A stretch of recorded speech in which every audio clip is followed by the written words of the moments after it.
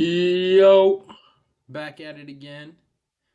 Um, like promised, today we're gonna talk a little bit about fiat currency. I spent yesterday and today doing a little bit of research about what this is, and it was just pissing me off the whole time because it's money made of nothing. Okay, so let's do a short history lesson. Okay, it's gonna be very short. Back about 2,000 years ago, 1,000 years ago, maybe even like 700 years ago, right? 800 years ago. We lived in a system where it was a bargain system. So if you had chickens and I had cows, we would trade. If I wanted to eat chicken one day and you wanted to eat beef, we would trade, and then I'd be able to eat chicken and you'd be able to eat beef. But as society kept growing and more people, you wouldn't always have what you wanted that the other person wanted as well. So if someone wanted milk, right, and they had horseshoes, if I went to go trade horseshoes for milk, that person might already have 50 horseshoes, so they didn't really want to give up their milk for horseshoes. So then I wouldn't get what I wanted. So then a system came in place of having something that had value that everyone would want, and that could go and get you what you wanted. And that's how gold was used, because everybody wanted gold. Everyone that had gold, it was attached to a value.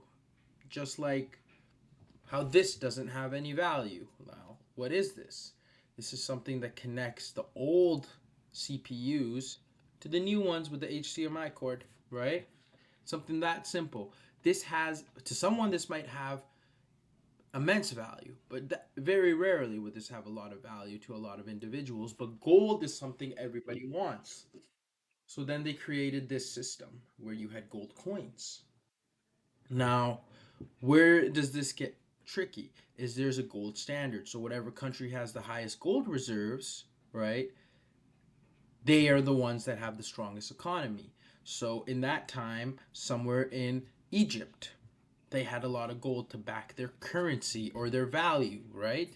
So if you have more gold, you're more rich. So if the state has more gold, they're the richest. And somewhere at that time, we can even say in Africa, like Sierra Leone, right, might have not been as rich. Well, they actually could have, because they actually had a lot of gold. But you guys understand what I mean, right? I'm just using examples of countries. Well, when this gold standard was put on, around World War I, we started having some issues. And the issues were that we needed more money and we didn't have enough gold to back our money.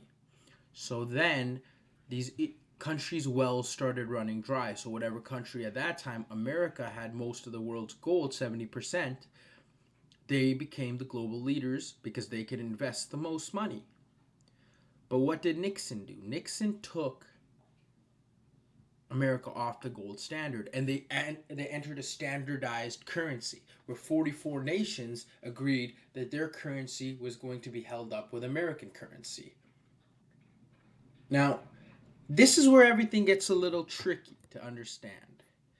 Now, all of a sudden, you have money that's backed by governments or central banks or how well a nation is doing. So, even in today's world, let's look at the example of Sierra Leone, a very, very, very poor currency. And then we look at America, which is not immensely strong, but still a strong currency. And the reason they can't be immensely strong is because they're the global level.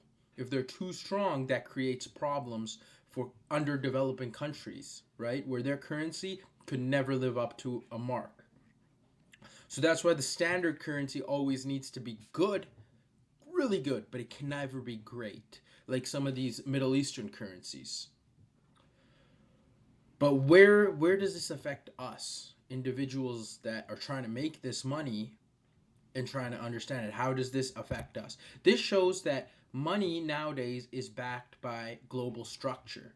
So global structure is value, how much value your country has, or how much value what you want to produce has and how much people willing to pay for that. When I think about this, we look at gold. Gold has immense value right now. If anyone watches the stock markets or anyone does day trading, I hope at this point you guys have started at least understanding what day trading is when you're getting to this point of my videos, right? You need to realize that there's value attached. So people will pay $5,000 for an ounce of gold because there's that much value. Gold is something that's volatile enough, but it stays pretty consistent. It is a very volatile metal. Very volatile. All metals are very volatile. All commodities are very volatile, right? Because it's based on how much need you have today and how much you don't. But something like Apple iPhones have a value as well. This pen has a value. Everything around you has a value. That's why you bought it. And that's why you paid a certain amount for it. But our currency is still backed by value. It's a value based currency, right?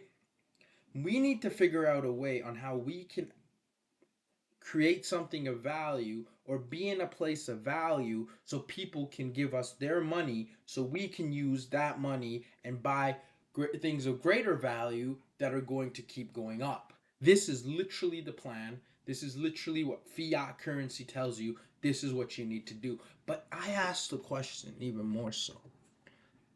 Why do they want us to believe in these one global currencies, right? And this is all like speculation, and then you go into like, man, I'm forgetting the word right now, but it's speculation, right? Or superstitions, right? Not superstitions, but speculation. And here we are. We need to figure out a way to create value because to exit the system, you need to dominate the system. We are in a system where we are meant to fail, and we should never be able to find because like 80, I would say 94, 95% will never find value. They will work the 9 to 5 job, sit in the 401k, try to make money that way, have a retirement fund, probably put a certain amount of the S&P every year with a great return of what S&P is giving right now, 6%, 7%, right? And yeah, your money's working for you and they're going to be sold this dream, but you'll never be able to be rich, my friend. You will never be able to be rich. Yeah, maybe when you're 71 years old, you'll be able to buy one supercar. Good for you. Okay? But what I'm thinking about right now is we need to create value. And we need and in this day and age, how can we create value as individuals? We need to look around the world and we need to see business opportunities. Right now, like I said, I own a gas station, right? A gas station is what I own. And how can I create value in that gas station that more people want to come? So that's competitive pricing, create great in-store value, right? And you can take that money and then what they're giving you from what you make and invest it into different avenues, right? And that's the same thing when you're day trading. It's a value. You're learning skills, right, that have value attached to them. Go in, make money, make more money, pull it out somewhere else. But the most valuable asset we all have is time. And we waste it so much, right?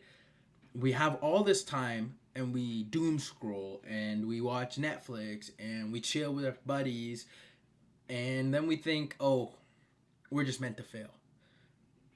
Guys, think of your time as value, right? It's like it's more valuable than an apple. It's more valuable than gold. It's more valuable than the commodities of this world because if you use your time correctly, you can use all those things to work for you.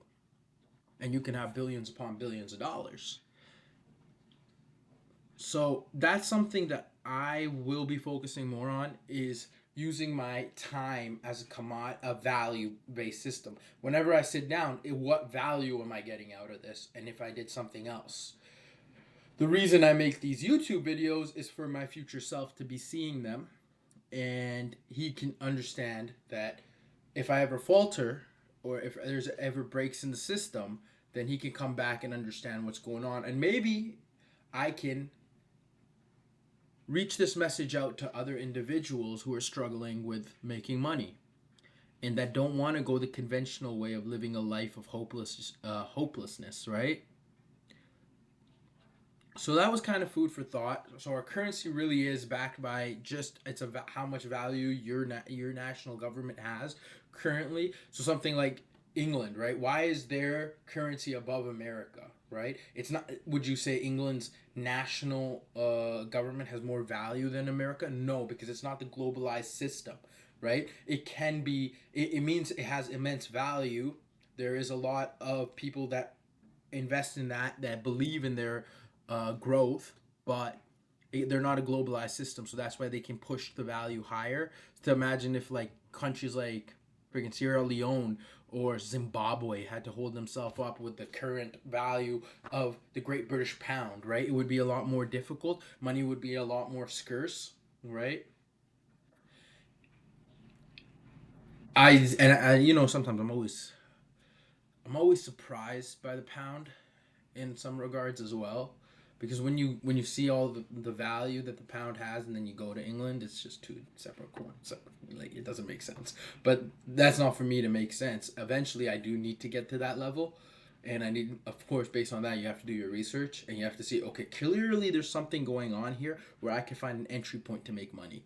Or like trading with the Great British Pound against the yen. That's a great idea, right? Because the yen's going up, and so is the Great British Pound's coming down slowly. So you can find a little median, right, where you can shoot where the yen is about to shoot up, right, or the Great British Pound's about to shoot up, and then you can hold it against it, and you can enter and make money at that point, right? Yeah, that's about what my thoughts are right now. Just value your time, value the assets that you have. That's the biggest asset, and let's make some money. Let's get this bread. Peace out for now, boys. I'm gonna clock in with y'all later.